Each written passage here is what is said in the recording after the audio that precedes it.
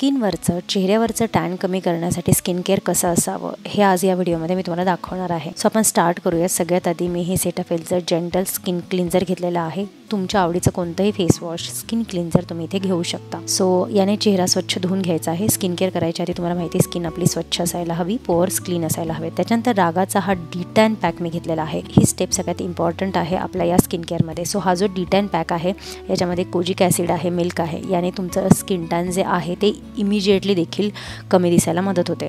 But instant पूर्ण tan तुमचं इथे जाणार नाही। हे जे स्किन केअर रुटीन आहे तुम्हाला व्यवस्थित फॉलो करायचं आहे, तेव्हाच तुम्हाला रिझल्ट्स दिसतील। आणि रोज हा डी10 पॅक लावू नका।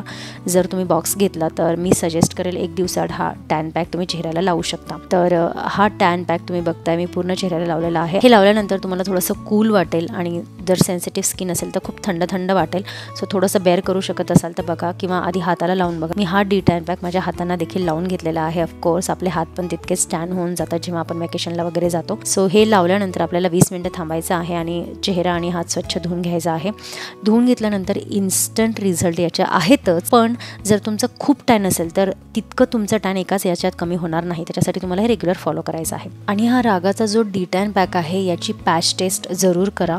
जसं मी सांगितलं कूलिंग सेन्सेशन होतं, सो वेरेबल असेल तरच लावा। त्याच्यानंतर नेक्स्ट स्टेप आहे ती म्हणजे मी इथे एक फेशियल ऑइल वापरत आहे। आता या ठिकाणी तुम्ही सिम्पल एक मॉइश्चरायझर लावलं तरी चालेल।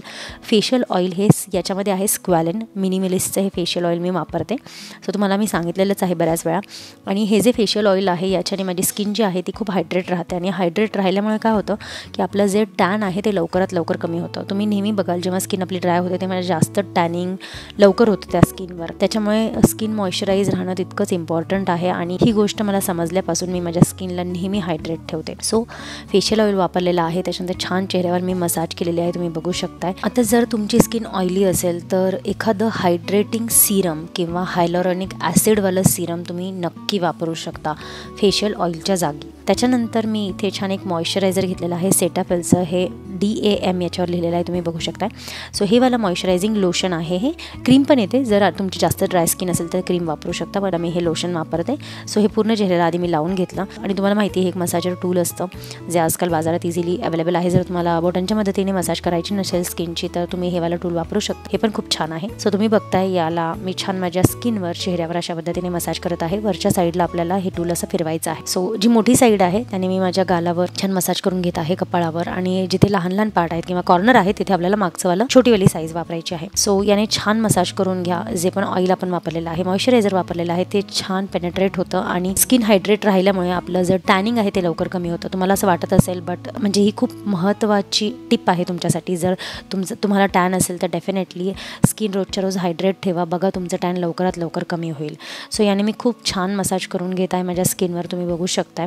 सो एक हा मसाजिंगचा पार्ट आहे जो मी तुम्हाला इथे दाखवत आहे। हे एक ॲडिशनल टिप आहे तुमच्यासाठी की अशा पद्धतीने तुम्ही छान मसाज करू शकता। रोज जर इतका वेळ दिला तर डेफिनेटली खूप चांगली आपली स्किन बिहेव करते। तर टॅनिंग कमी करण्यासाठी तुम्हाला समजलंच असेल की योग्य प्रोडक्ट वापरणं, त्याच्यानंतर स्किनला हायड्रेट ठेवणं आणि कन्सिस्टंट राहणं याची खूप आवश्यकता आहे।